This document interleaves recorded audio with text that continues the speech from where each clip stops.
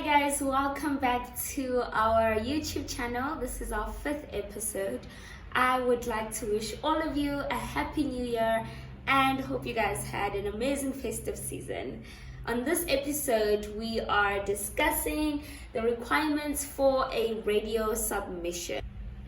So submitting to radio in South Africa especially can be very tricky because you do need to do your research. A lot of information that you find on the websites of the stations are very outdated, or the emails are full, so they'll bounce back. So it is very vital to do your research.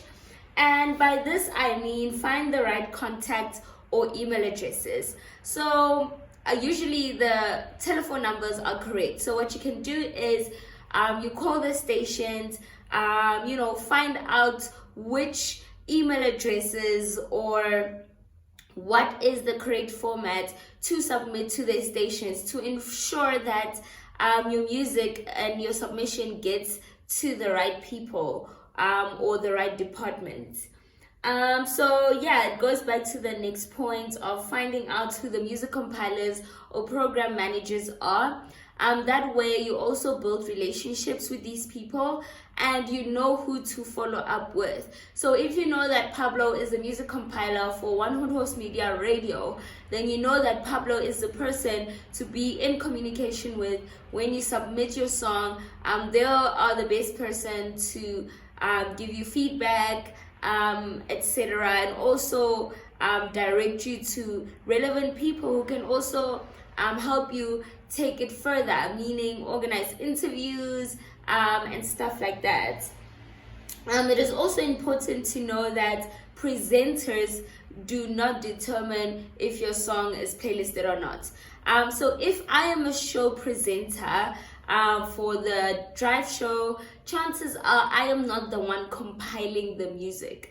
So there's a whole music team who listens to the music and then votes or decides if the song is suitable for their station format, maybe a specific program, and then they'll place it there. So when the presenter walks into their show, all the music for the show is already loaded for them on the system for them to just press play, introduce the music, and play it. So it's very vital to know that presenters do not playlist music. It is very vital to have a good relationship with everyone, but it is important to know that. So what do you need for a successful radio submission?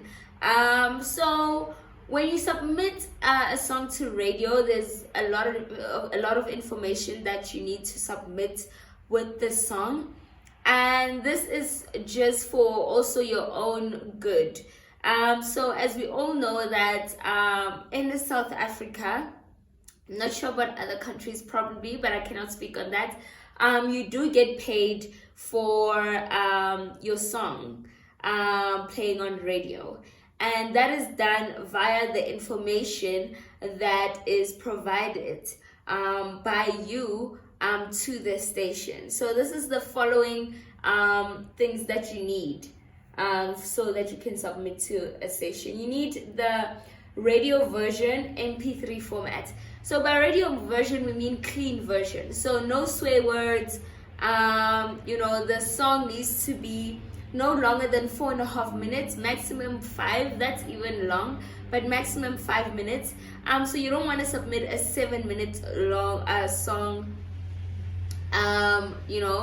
That 7-minute song to a station. Chances are they won't playlist it. Some stations don't have the capacity or time to edit your songs for you, so they don't have time to blur out swear words or to cut the song. So it is important that you submit the right format, which is radio version, clean, no swear words, no longer than 5 minutes max. Artwork. So you will include the artwork. This will be added to the body of the work. So you wouldn't attach the artwork to the email. You will include it in the body, and then below the artwork you're going to provide the following information: primary and featured artists. So if it's Pablo featuring Escobar, it's gonna be the primary artist is Pablo, featured artist is Escobar, and then obviously the title of the song, which is a radio submission, for example, and then the duration of the song, 4 minutes 20 seconds, release date. So this is the release date on DSP. So if the song is being released on Friday, which is, what is the date on Friday? The 5th of January. That would be the release date, the 5th of January. So the release date is the date that the song will be available on digital streaming platforms. You include your publisher, whether it's the Orchard, Mukima Publishing, Sony ATV, Share. So you add your publishing. If you have an independent publisher, then you would add your publishing name. In this case would be Pablo. Your label name, this is vital. So with distributors, most of the time, your label name will be the independent artist label. Because with distributors, most of the labels they sign on are independent labels. So as a distributor, when they just submit your song for you to radio, it's going to be the independent label's name. But when you sign under a major, under label name, it's going to be the major label's name. So it's going to either be Sony Music Entertainment, or Warner, or Universal Music Africa. So that will be your label name. And then composer and author details. This is the full names of the composer and author. So the composer would be the person that created the music, or the producer. And author details is the person that wrote the music. So the person that wrote the lyrics, the song. You will need to provide real names. This goes back to payout. So obviously when you register with platforms like Samro, you register with your ID names. So that is your real names. So when you provide information, when you submit to radio and you provide this information to radio, it needs to be your real names and surnames, because that is what you are registered under. So when it's time to pay out royalties from your radio plays, it is very, very easy for Samro and those licensing companies to kind of distribute the monies. So it's very vital that you use your full names for composer and author details. And ISRC code is very, very important. So as you guys know already, ISRC codes differ from each and every release, whether it's a music video or songs. Each and every song has an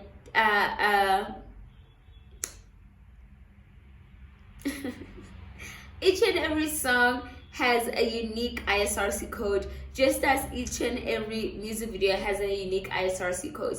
The ISRC code is what the licensing agencies, your Samros, will use to pay you.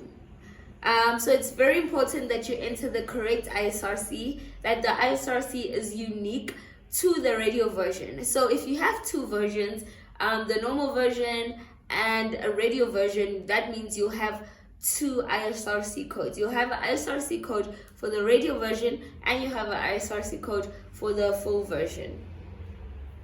When you submit, try not to include links. Radio stations don't like opening links, so attach your song as an MP3 on your email. That should be the only attachment. Everything else should be in your body. Also include a short blurb or a piece of the press release in your body of email. This is just a short description of the song, that will tell the stations, what they should expect before they even play the song.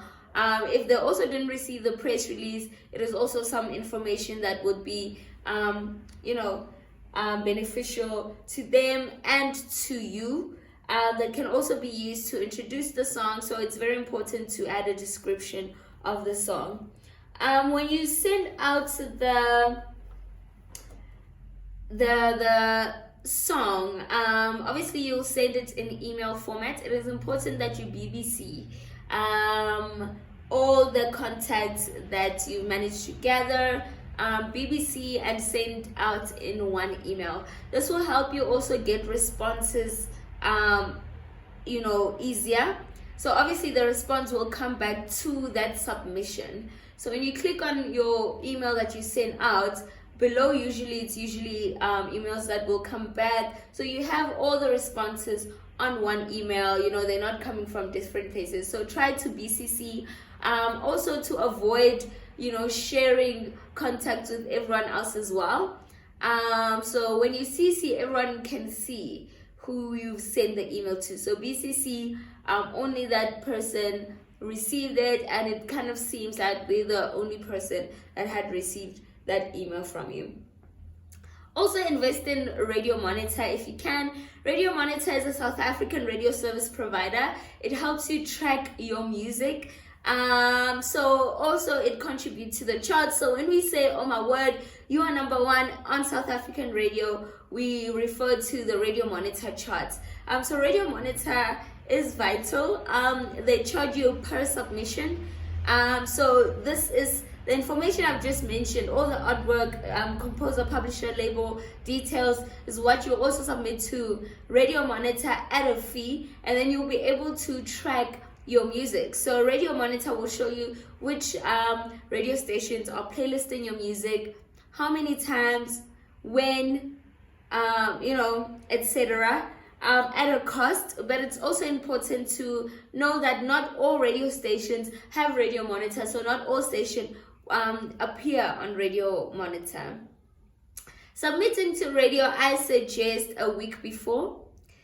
So if you know that you are releasing the song on, for example, the 5th of January, which is this Friday, it would be wise to send out the music last week on a Thursday maybe, and this week I do follow-ups, making sure that on the day of release I also have first plays on radio, which will be supporting the release, and it's also a good form of promotion.